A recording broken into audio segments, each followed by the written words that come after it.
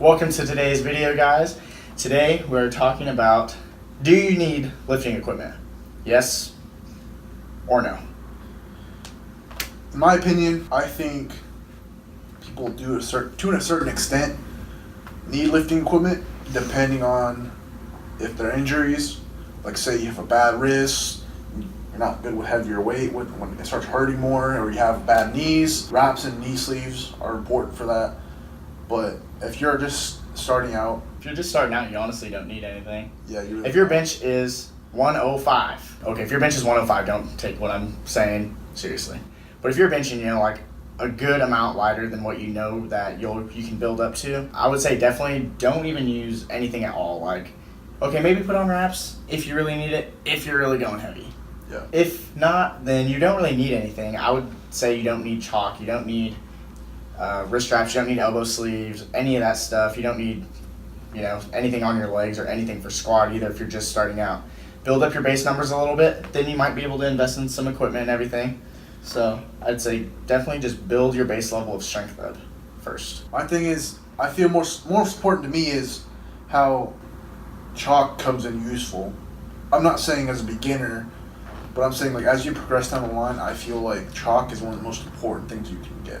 Yeah, most people can hold onto a barbell, waist level 135. Yeah. Most people. Not everybody can hold on to 2 plates and up, Okay, a lot of people can hold on to 2 plates, but like 3, 4, 5, 6 plates, it's going to be pretty taxing on your grip in your hands. So adding on some chalk here and there might help. I feel like my hands are really wet, from the sweat, and I'm just like... Or it's humid outside, you can kind of feel it on your hands. Your hands are Yeah, and it's I don't feel good on the bar, it doesn't feel good to hold it at all. Like in the gym today, when we deadlifted, I didn't think that barbell had some hard-ass grain on it. Yeah, that barbell hurt my hands. It was taking off skin off my hand Yeah. little by little. I was like, all right then, this is how it's going to be for a while. Yeah, definitely needed Cool. chalk. But chalk's also really good to chalk your back for multiple lifts. The 2 being bench and squat. I really like to chalk my back before I squat. Just so it doesn't roll down a little bit. And if it rolls down even half an inch, it's going to throw you out of position. You're not going to be executing the lift as well as you possibly could be. So... Yeah, it's really dangerous when that happens too because it can go down your spine and end up injuring you. Yeah, literally the bar could just slip off your back and your hands would take you. Yeah. I really like to use chalk on squat, but... I feel like more so it just helps make you safer when you lift. Yeah, so a lot of these things aren't things that you have to buy. You don't have to buy squat shoes. Yeah. But if you have, bad ankle mobility, might be a good idea. That was me. That's when I first started really kind of looking into squat shoes, was when I realized, it's a little bit harder for me to get to depth than it should be. Put those on and I'm like, wow, now my mobility is actually good enough where I don't need them. But if you have an injury or anything you're trying to work around, the first time I partially tore my tricep or whatever, it wasn't a full tear or anything. It hurt so bad to even pick my arm up. Going from right here to right here was a mission. Was this 2 years ago? 2 years ago? Yep, 2 years ago. So then I went to Dick's and bought a little sleeve thing and was I remember. and I was okay, well, I'm going to bench with this for a while. So now I bought that just to get that little added protection, but if you actually tore something, That's not going to do anything for you. yeah, that was just being stupid. But if you had a competition or anything and you threw some sleeves on to train, then I would say go for it.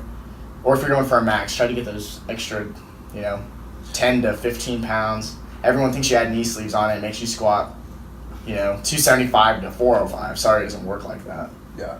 I don't think that everybody needs all this special gear, well, not special, just the regular gear that powerlifters use that they use to help get their numbers up. I'm not saying it does all the work for them, but just in general that I don't think everybody needs knee sleeves. I don't think everybody needs lifting shoes. But what's your squat right now? It's 415. So you squat 415, but I would say if you added a belt, because you do everything raw, it's... Besides bench. Yeah, besides bench, you throw on wraps. If you added a belt and sleeves, I almost bet you'd get 450-ish, just because you can brace so much into a belt. You can honestly add 10 to 20 pounds on that, plus sleeves are another 10. So you can almost always add 30-ish pounds with gear. Yeah.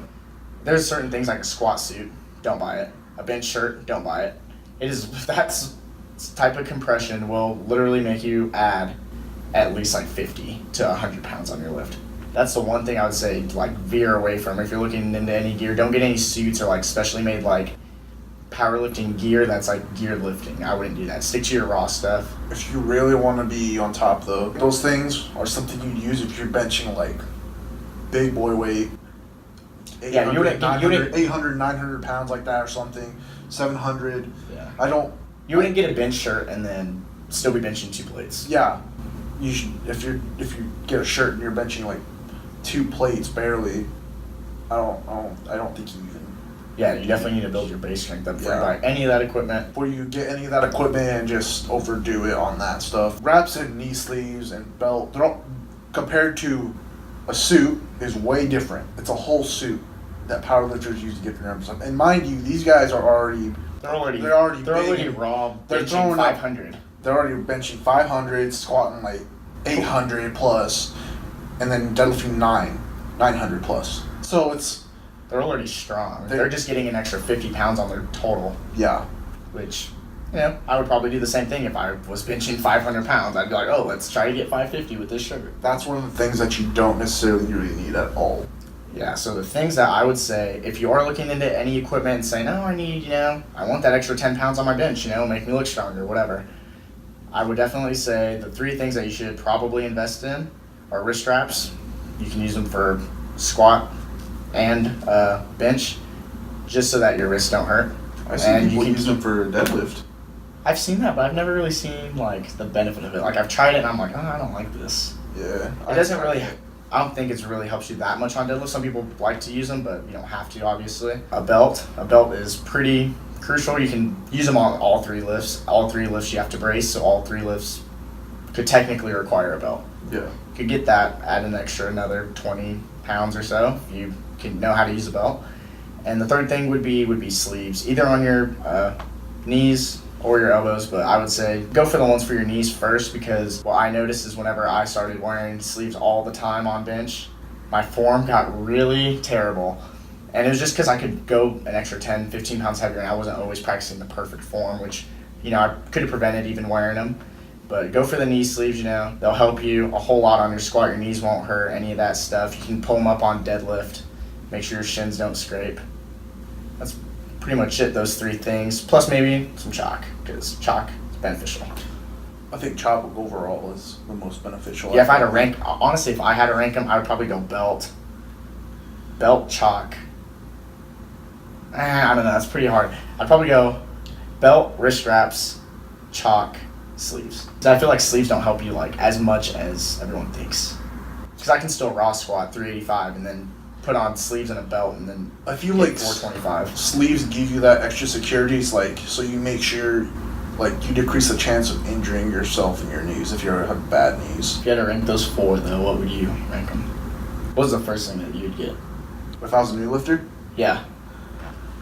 I think I'd get wrist straps first, because I have some really bad wrists. Like my wrists hurt sometimes whenever I bench, and it's like that's the exception. So I say those 4 things pretty much in that order, unless you have something like that or how I do with my knee or whatever. If there's something that you need before something else, don't be dumb and don't spend your money on something you don't need right now. Go get the thing that you need, train with that, save up, then go get something else. Whenever I was first starting, it was like, oh, let's get all this equipment. But then it was like, oh, this equipment's pretty expensive. Let's buy something right now that's $50. Okay, save up. Okay, let's buy something that's $100. Okay, now let's buy something that's $75. It's just like a progression to get your gym bag filled up. Even if you have gear, make sure you lift with proper form. Make sure you're executing everything else right. Get your check boxes checked. Keep lifting hard. Keep getting your 1% better every day. Grind. Pick up a tip here or there. I will see you guys in the next one.